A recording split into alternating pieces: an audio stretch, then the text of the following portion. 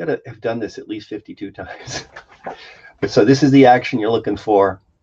And so you combine it with the breathing, something that I do. It's not, obviously it's not necessary because you can release your diaphragm just by doing this, but I find it very useful to do the breathing thing along with it, which means so in through the nose, out through the mouth. I'll give you the basic rules. In through the nose, out through the mouth.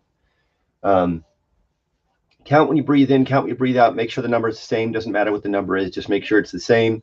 You want your back to be free if possible. If you can't physically do that, it's okay. You can definitely lean in a chair if you need to. However, it's just optimal to have that freedom, as much freedom as you can. And then the most important thing is to practice.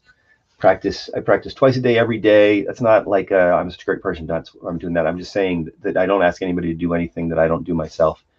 I do practice twice a day, every day, first thing, last thing. I also have talked to people about how if you're going to practice only once a day, try not to do it just before you go to sleep as a practice time. You totally can use this to help yourself go to sleep. But I've actually had people who've tried to do the practice piece before they go to sleep, and then it becomes this thing where every time I start doing it, I start to feel drowsy. Well, it's because you're linking it to actually your sleep thing. So you want to have a different time during the day where you're practicing. And again, practicing, as I've said many times, maybe 52 times, is that practicing is the thing you do before you're playing in public. Practice is the thing that you do so you can understand how to do a thing as opposed to performing that thing.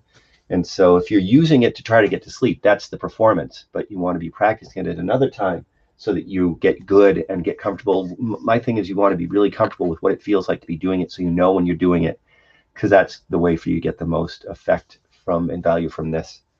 So, so I'm just going to do a couple.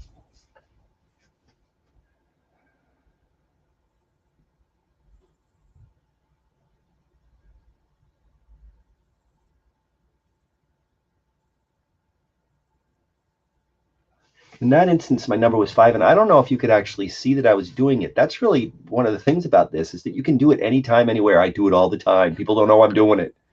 And that's so if I'm in any kind of difficult place, I definitely take up that breathing thing. And because I practice twice a day, it's never more than 12 hours away from the last time that I was practicing. So very familiar with doing it. I want to throw out something in context of basics. Nobody likes to hear this one, but I love this blue thing that has shown up. I don't know if everybody can see this sort of blue pattern thing. It comes and goes. Here today, maybe it's going to be gone tomorrow. But it's a thing that nobody likes to hear because I believe we've been enculturated into a way of thinking where things are supposed to happen now and fast, and no matter what should be happening now. I want it right now. It is about time. And literally, so the clothes washing machine wasn't working, and so I'm looking for an appliance repair guy. And I remember actually Ken, who is an appliance repair guy around here, really great guy. We had him come over to fix the washing machine once, and he plugged it in, he turned it on, and it worked. And I was like, he's like, yeah, sometimes it's just about time. So and I think I overloaded the machine. So overload the machine, the thing shuts off automatically because it got overheated, cools down, starts up again. And so rather than spending $200-300 to get somebody to fix this washing machine, I just had to wait. And I actually had a conversation earlier with a parent of somebody that I'm working with, a similar situation where the primary healing thing that's required right now, healing, I don't know, I like that word. The thing that needs to happen right now is the passage of time, because the person is not in a position to do the sorts of things that seem from the outside to make sense. And there's nothing anybody can do about it until that changes. And when that changes, it'll be a different time. And when that's going to happen, I don't know.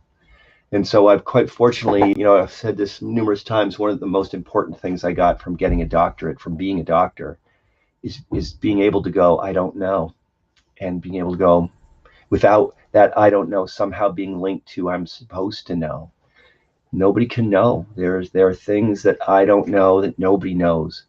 And there was a time in my life when I acted like I did, and there was a time in my life when I talked like I did, even though I didn't.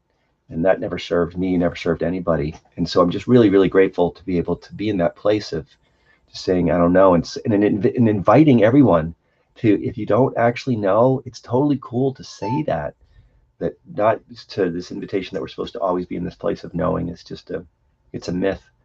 and it's never accurate, it's never true, and it just put me in a position of saying things that I had no business saying. So that's what's next for Dr. Joel. That's Basic Sunday. Hope everybody's having a great day. I'm just going to flash up my email address in case anybody's interested.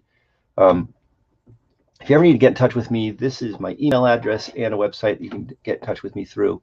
And I'd be happy to hear from everyone out there. But for now, that's what's next with Dr. Joel. That's what it says. And I'll be back tomorrow with what's next.